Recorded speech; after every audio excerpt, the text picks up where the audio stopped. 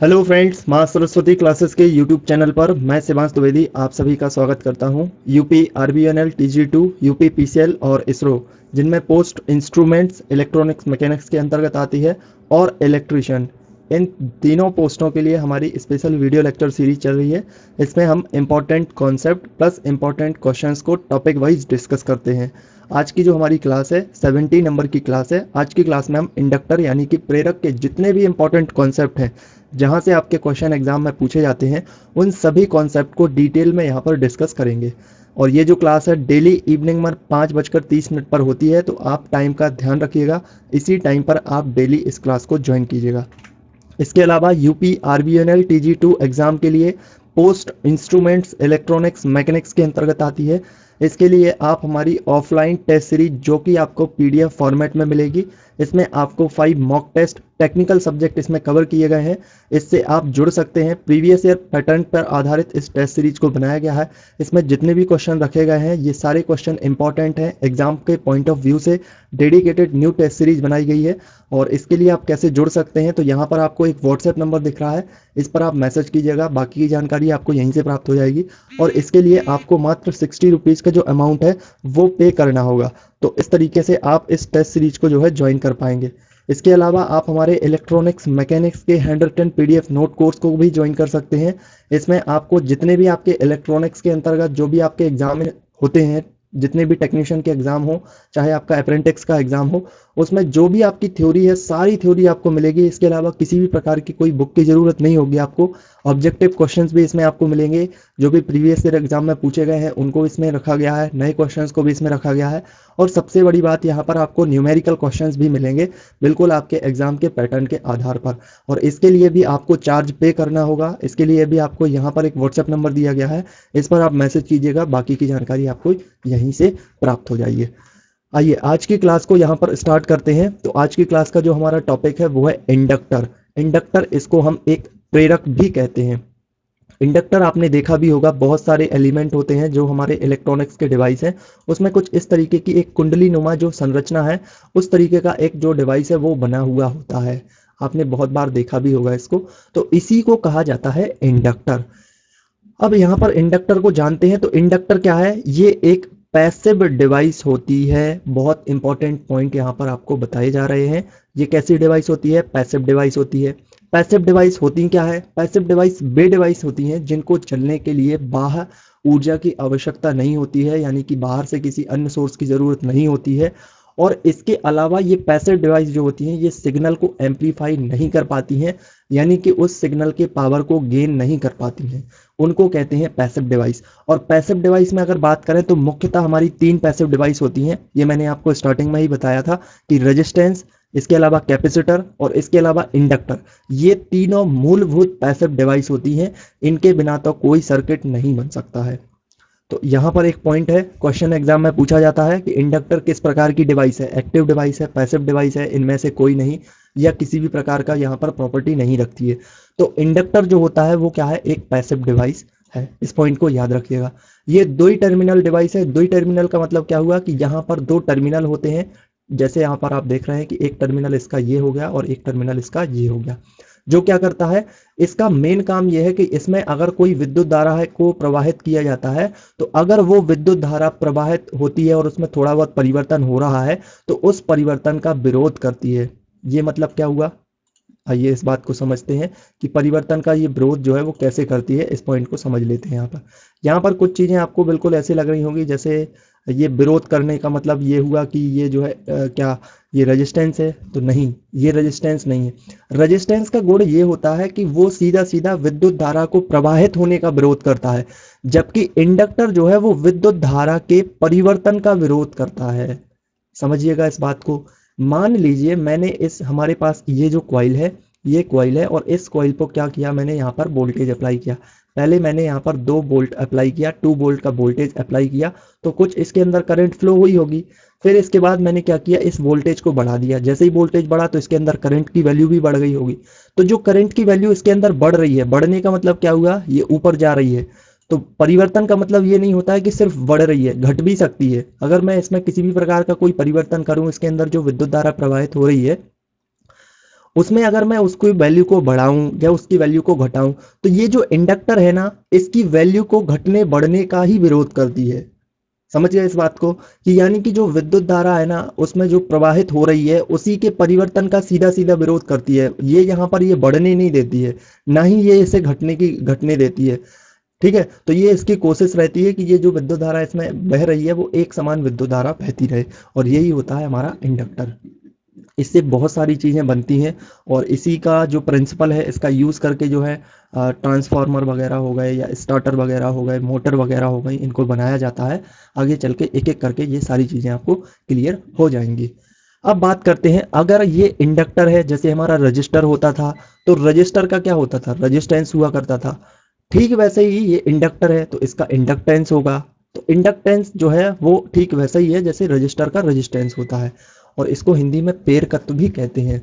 तो इंडक्टेंस जो है कॉइल का वह गुण होता है जो धारा प्रवाह में परिवर्तनों का विरोध करता है। समझना इस बात को, कि इंडक्टर जो है वो ऐसी प्रॉपर्टी होती है किसी कॉइल की, जो किसी कॉइल में यानी कि जो करंट फ्लो हो रही है उसके परिवर्तन का विरोध, परिवर्तन चीज मैंने आपको बता दी है कि करंट की वैल्यू बढ़ रही है या घट रही है, जो भी उसमें हो रहा है उसी के परिवर्तन का विरोध करता है, और जो विरोध करता है उसी को प्रेरकत्व यानी कि उसका गुण कहते हैं। और ये क्या है, एक अवरोधी विद्युत वाहक बल उत्पन्न इसके अंदर, इसके परिवर्तन के विरोध की वजह से इसके अंदर ही एक अलग ईएमएफ जनरेट होने लगता है, जिसको अवरोधी विद्युत वाहक बल या फिर इसको बैक ईएमएफ भी कहते हैं। और इसी की वजह से ये है, इसमें पेरकत्व जो है, कॉइल का पेरकत्व इसको कहा जाता है। तो धारा को शीघ्र ही अधिकतम मान पर नहीं पहुंचने देता है।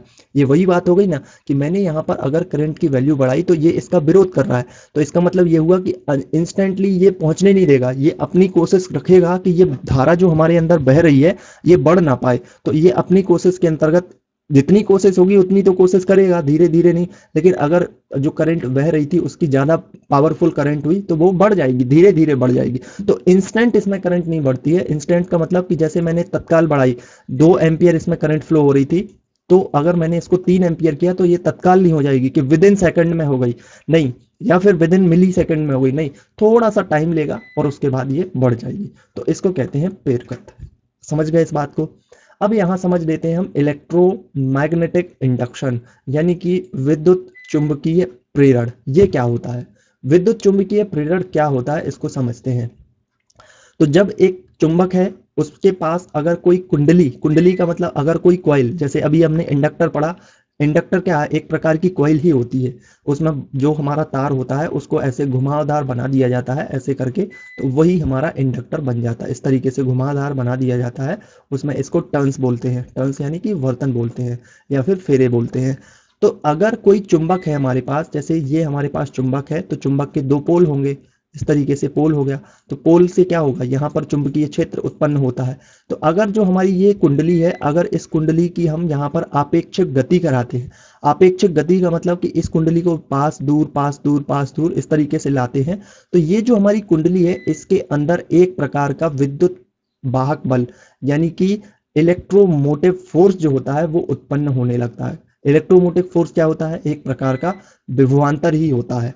तो ये इसके अंदर क्या होगा, अगर हम एक चुंबक है उसके पास अगर कोई कुंडली है, उसकी आपेक्षिक गति, आपेक्षिक गति का मतलब उसको पास ला रहे हैं या दूर ले जा रहे हैं, जितनी उसकी चुंबकीय क्षेत्र की रेंज है उसकी, ऐसा नहीं कि आप पता चला पास लेकर के आए तो 1 मीटर दूर ले गए, इतनी दूर नहीं, जितना उस चुंबक है ना उसकी चुंबकीय क्षेत्र होता है, जितना तक उसका चुंबकीय क्षेत्र का प्रभाव होता है, वहां तक अगर हम उसको मूवमेंट करते हैं उस कॉइल का, तो उसी कॉइल के अंदर एक बैक ईएमएफ जनरेट हो जाता है, जिसको हम प्रेरित विद्युत वाहक बल या इंड्यूस जो है ईएमएफ कहते हैं।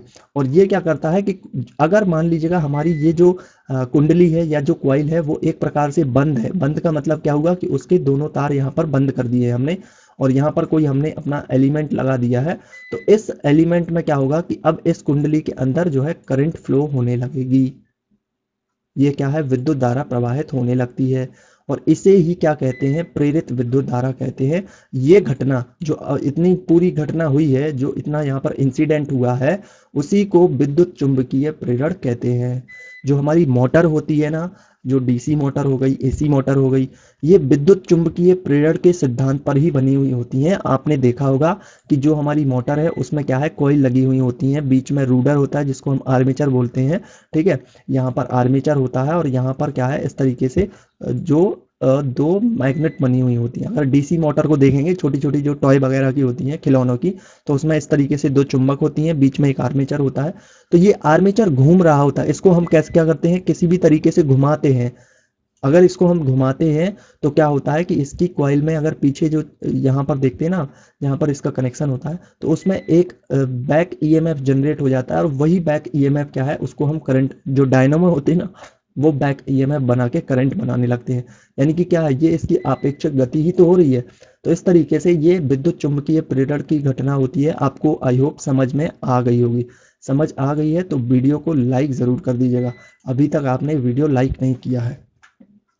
इसके बाद बात करते हैं हम स्वप्रेरण को। स्वप्रेरण क्या होता है, इसको सेल्फ इंडक्शन कहते हैं। तो स्वप्रेरण का मतलब होता है कि जब किसी कुंडली में बहने वाली धारा के मान में परिवर्तन किया जाता है, तो उस कुंडली से गुजरने वाली जो बल रेखाएं हैं उनकी संख्या में परिवर्तन होता है, और इस प्रकार से उसी कुंडली में एक प्रेरित धारा उत्पन्न हो जाती है, और इस घटना को स्वप्रेरण कहते हैं।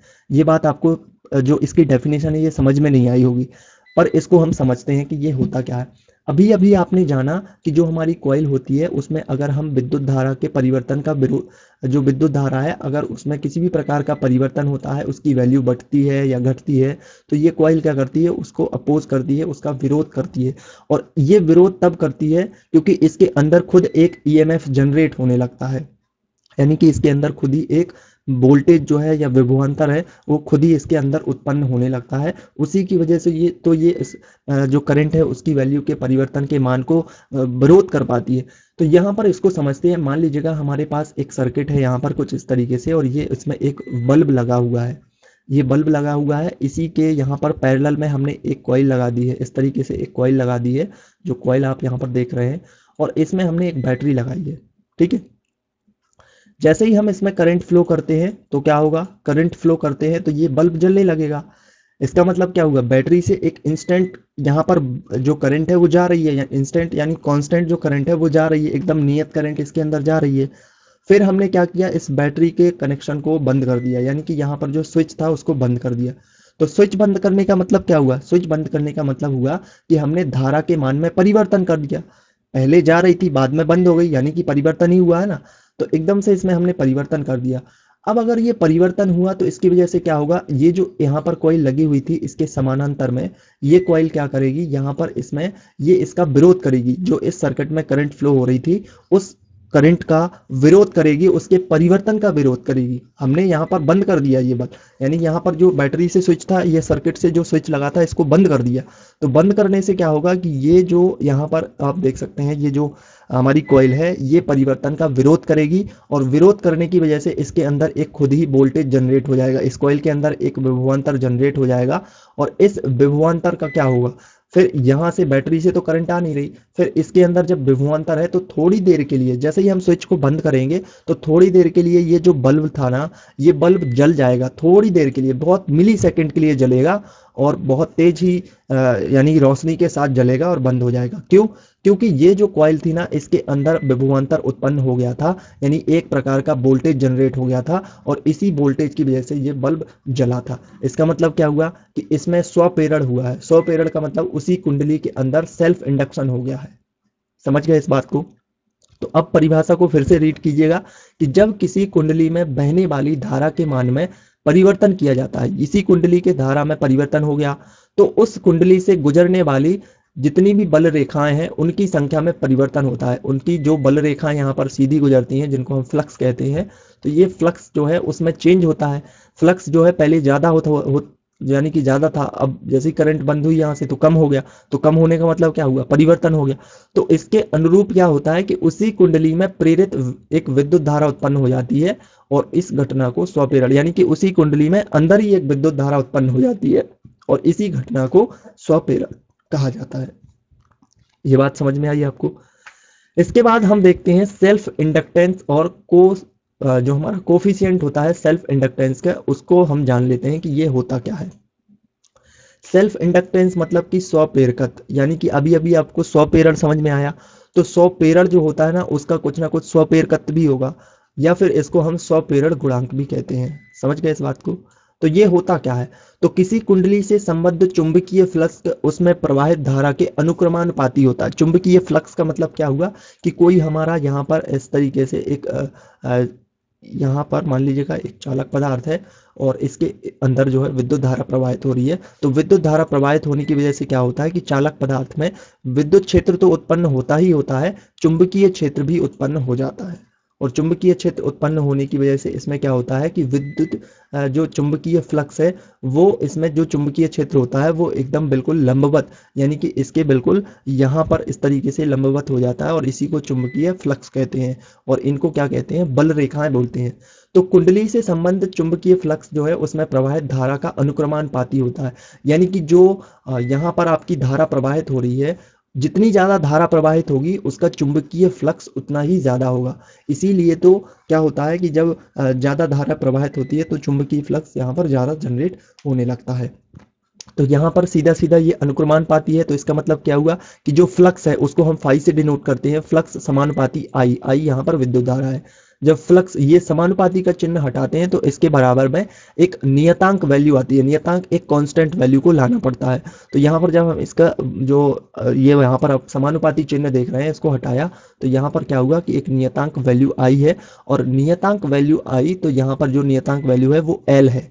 एल जो एल है ना, यही क्या होता है, ये होता है स्वप्रेरकत्व, यानी कि एल एक नियतांक है जिसका मान कुंडली के आकार, उसकी आकृति, वो किस माध्यम में है और उसमें कितने फेरे हैं, फेरे यानी कि उसमें कितने टर्न्स हैं, उनकी संख्या पर डिपेंड करता है, और इसे उस कुंडली का स्वप्रेरक या फिर स्वप्रेरण गुणांक कहते हैं। समझ गए इस बात को?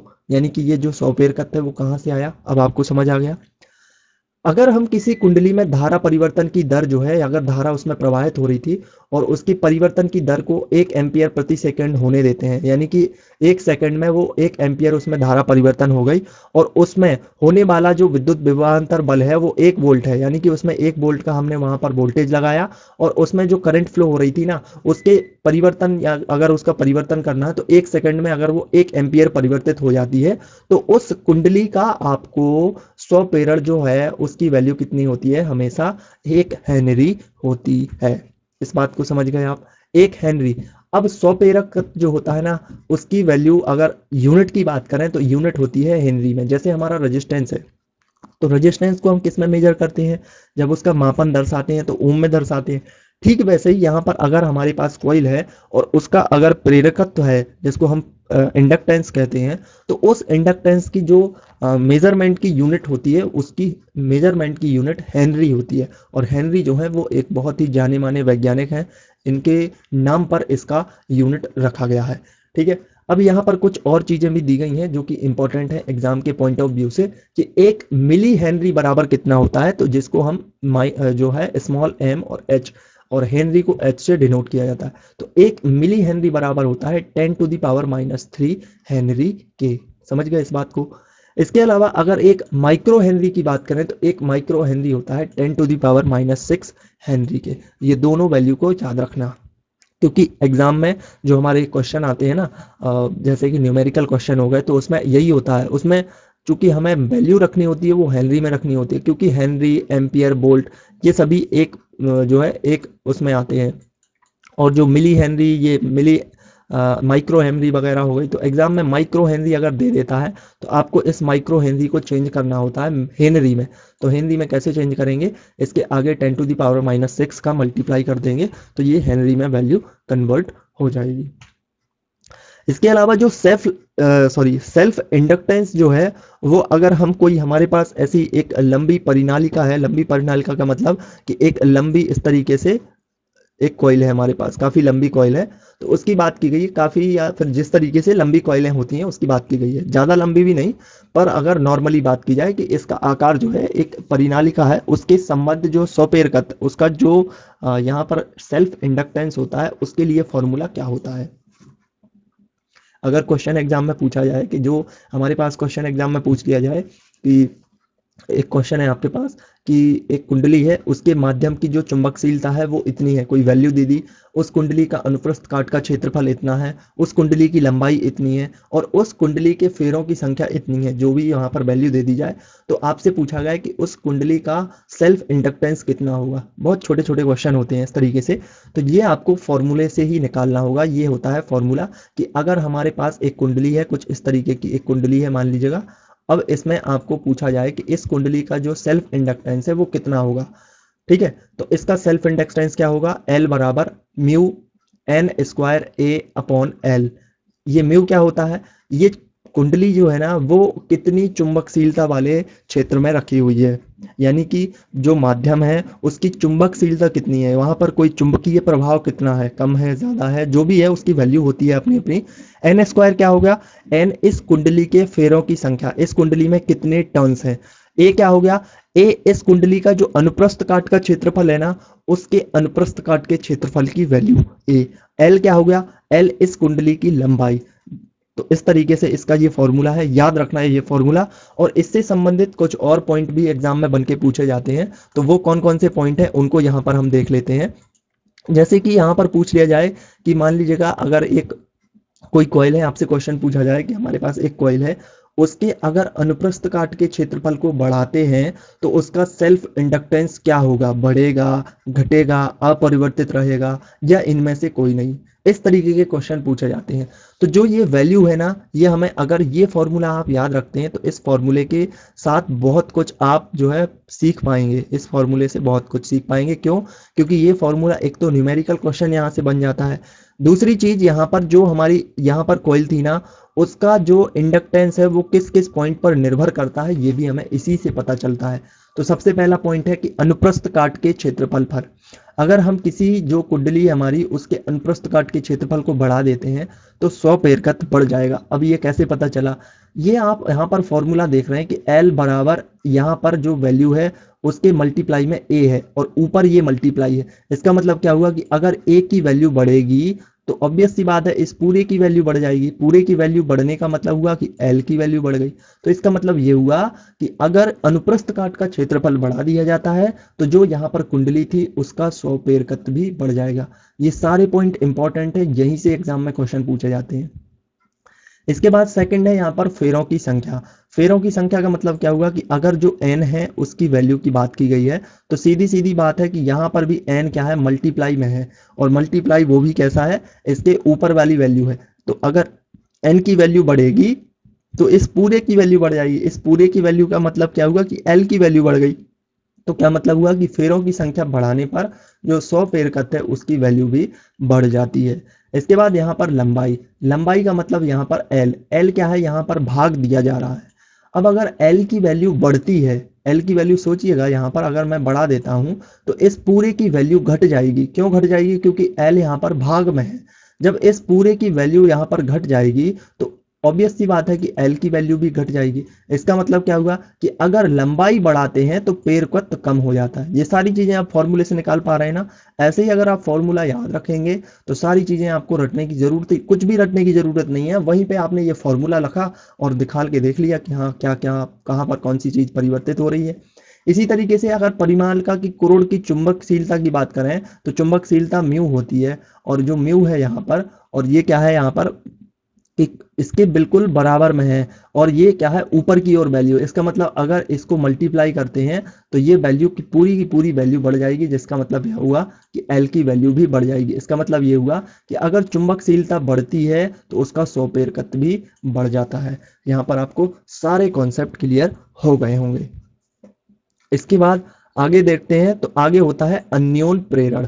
अन्योन प्रेरण क्या होता है इसको यहाँ पर जान लेते हैं। जैसे अभी अभी देखा आपने कि जो कोई कुंडली है उसके अंदर अगर सिंगल कुंडली है, अगर अकेली कुंडली है तो उसके अंदर 100 प्रेरण होता है, यानी कि उसी के अंदर जो है अगर यहाँ पर करंट है, हमने बाहर से करंट भी लगाई है और उसमें करंट का परिवर्तन किया गया है, उसकी करंट में परिवर्तन किया है उसकी वैल्यू में, तो इसी के अंदर जो है उसमें एक अलग से प्रेरित विद्युत धारा उत्पन्न हो जाती है और इसको कहते हैं हम सेल्फ इंडक्टेंस। लेकिन यहाँ पर कहा गया है अन्योन इंडक्टेंस, यानी कि म्यूचुअल इंडक्शन जिसको कहते हैं, म्यूचुअल इंडक्शन, इसका मतलब ये होता है कि अगर यहाँ पर एक कुंडली रखी है हमने, ये मान लीजिएगा हमारी एक कुंडली है, प्राइमरी कॉइल है जो कि, और इसी के पास में जितनी इसकी चुंबकशीलता का क्षेत्र बनता है, उसी क्षेत्र में हमने एक दूसरी कुंडली रखी है जिसको हम सेकेंडरी कुंडली कहते हैं। इस प्राइमरी कुंडली में अगर हम वोल्टेज को अप्लाई करते हैं, जैसे कि यहाँ पर देख रहे हैं, तो वोल्टेज के अप्लाई होने की वजह से क्या होगा कि यहाँ पर ये जो कुंडली प्राइमरी कुंडली है, ये इसके परिवर्तन का विरोध करेगा, विद्युत धारा के मान के परिवर्तन का विरोध करेगा, जिससे क्या होगा कि यहाँ पर जो चुंबकीय फ्लक्स बन रहा था, उस चुंबकीय फ्लक्स में भी परिवर्तन होगा, और उस चुंबकीय फ्लक्स में परिवर्तन की वजह से इस सेकेंडरी जो कॉइल यहाँ पर रखी थी, दूसरी कॉइल, इसके अंदर यानी कि इसके दोनों टर्मिनल्स पर अपने आप एक विद्युत धारा प्रवाहित होने लगेगी। इसी को कहते हैं म्यूचुअल इंडक्शन। और ये कैसे पता चलेगा कि कहाँ पर विद्युत धारा, तो यहाँ पर एक गैल्वेनीमीटर लगा दिया है, जिसको गैल्वेनोमीटर की वजह से हमें पता चलता है कि इसमें विद्युत धारा प्रवाहित हो रही है। तो समझ गए इस बात को।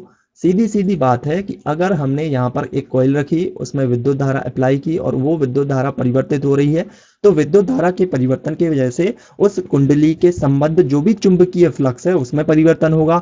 चुंबकीय फ्लक्स परिवर्तन होने की वजह से उस चुंबकीय फ्लक्स के क्षेत्र में रखी जो दूसरी कुंडली है, उसमें अपने आप एक विभवांतर अप्लाई हो जाएगा। विभवांतर अप्लाई होने का मतलब यह है कि उसमें विद्युत धारा प्रवाहित हो जाएगी। इसी को म्यूचुअल इंडक्शन कहा गया है। तो ये जो इस तरीके से म्यूचुअल इंडक्शन होता है, और इसी का यूज ट्रांसफार्मर में किया जाता है। तो अभी बस आप इतना ही समझ लीजिएगा कि म्यूचुअल इंडक्शन ये होता है। हालांकि ट्रांसफार्मर हमारा एक अलग टॉपिक है, उसको हम काफी डिटेल में पढ़ेंगे। जैसे हमने यहाँ पर इससे पहले सेल्फ इंडक्टेंस को पढ़ा था, वैसे ही यहाँ पर हम म्यूचुअल इंडक्टेंस को पढ़ लेते हैं कि हमारा सेल्फ इंडक्टेंस जैसे हमने निकाला था ना वैल्यू, कि सेल्फ इंडक्टेंस आपका L निकल के आया था, वैसे ही यहाँ पर म्यूचुअल इंडक्टेंस होता है जिसको M कहते हैं, यहाँ पर M कहते हैं। और ये क्या होता है, ये होता है कि अगर प्राइमरी कॉइल में जो करंट थी, I जो करंट फ्लो कर रहे थे, और सेकेंडरी कॉइल के बद्ध जो चुंबकीय फ्लक्स था वो फाई हो, तो इसका जो हमारा म्यूचुअल इंडक्टेंस निकल के आएगा वो क्या होगा, फाई के समानुपाती आई होता है। यानी कि फाई की वैल्यू तब बढ़ती है जब आई की वैल्यू भी बढ़ रही हो। और अगर जो समानुपाती का चिन्ह हटाना है तो इसके लिए एक नियतांक लाना होता है जिसको एम कहते हैं। और ये जो नियतांक हम लाए हैं, यही नियतांक जो है, यानी कि जो ये एम यहाँ पर आया है, यही म्यूचुअल इंडक्शन होता है। कहने का मतलब क्या हुआ कि m जो है वो एक कांस्टेंट वैल्यू होती है जो दोनों कुंडलीय में फेरों की संख्या, द्वितीय कुंडली के क्षेत्रफल एवं माध्यम पर निर्भर करता है। इसे दोनों कुंडलियों का अन्योन प्रेरण या फिर अन्योन प्रेरण गुणांक कहते हैं। समझ गए इतनी सी बात।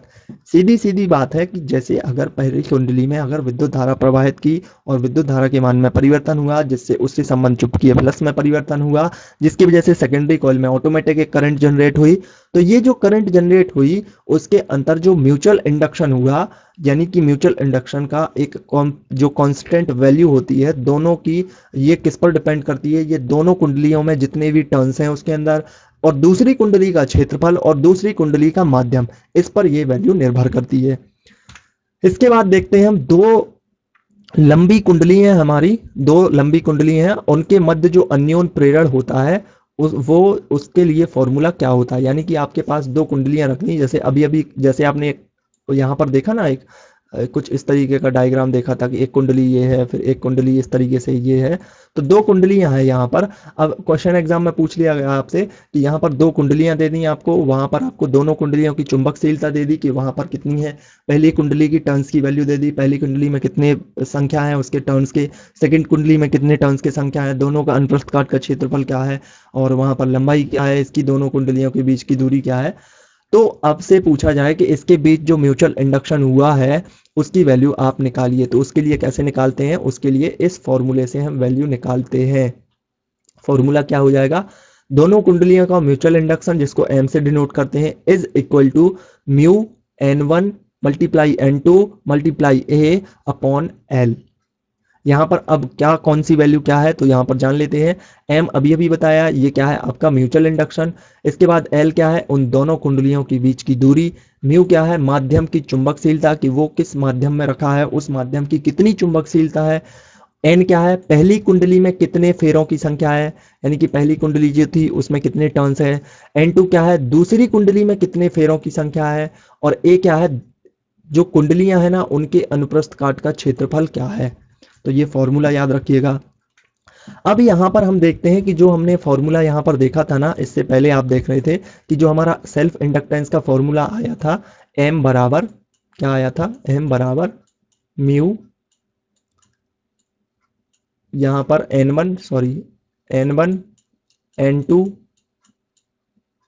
A अपॉन यहाँ पर L, ये फॉर्मूला आया था ना। तो ये पूछा गया है कि यहाँ पर अगर दो परिनालिकाएं हैं तो उनके मध्य जो अन्योन पीरियड है यानी कि म्यूचुअल इंडक्शन हो रहा है वो किस किस फैक्ट पर डिपेंड करता है। फैक्ट का मतलब जैसे अभी अभी देखा था ना कि सेल्फ इंडक्टेंस किस किस कारकों पर डिपेंड करता है, वैसे यहाँ पर अन्योन पीरियड भी किस किस कारणों पर डिपेंड कर रहा है। तो सबसे पहले एक एक करके समझते हैं कि प्रत्येक परिनालिका में फेरों की संख्या, अब फेरों की संख्या क्या होती है, N1 और N2, ये डायरेक्ट यहाँ पर मल्टीप्लाई हो रही है। अगर इसकी वैल्यू हम मल्टीप्लाई करते हैं, बढ़ा देते हैं, तो इस पूरे की वैल्यू बढ़ जाएगी। इससे क्या होगा कि m की वैल्यू भी बढ़ जाएगी। इसका मतलब ये हुआ कि अगर फेरों की संख्या हम बढ़ा देते हैं तो अन्योन जो प्रेरकत्व है उसकी वैल्यू भी बढ़ जाती है। समझ गए इस बात को। सेकंड है यहाँ पर परिनालिकाओं के अनुप्रस्थ काट का क्षेत्रफल। परिनालिकाओं का अनुप्रस्थ काट का क्षेत्रफल क्या होता है, उसकी वैल्यू होती है a। अगर इसकी वैल्यू a की वैल्यू हम बढ़ा देंगे तो सारे की वैल्यू यहाँ पर बढ़ जाएगी और इसका मतलब ये हुआ कि m की वैल्यू भी बढ़ जाएगी। इसका मतलब कि अनुप्रस्थ काट का क्षेत्रफल बढ़ाने पर अन्योन प्रेरण का मान भी बढ़ जाता है। थर्ड पॉइंट है यहाँ पर कि परिनालिकाओं की लंबाई, अगर दोनों की लंबाई को हम बढ़ाते हैं, देखना इस बात को, ये पॉइंट काफी इंपॉर्टेंट है। अगर इनकी लंबाई को बढ़ाते हैं तो अन्योन प्रेरण कम हो जाता है। क्यों हो जाता है, क्योंकि अगर L की वैल्यू यहाँ पर बढ़ती है तो L की वैल्यू बढ़ने से ये पूरी वैल्यू कम होगी, क्योंकि L यहाँ पर भाग में है तो ये पूरी वैल्यू कम होगी। इसका मतलब यह हुआ कि M की वैल्यू भी कम हो जाएगी। तो यहाँ पर क्या है कि लंबाई अधिक होने पर अन्योन प्रेरण का जो मान है वो कम होता है।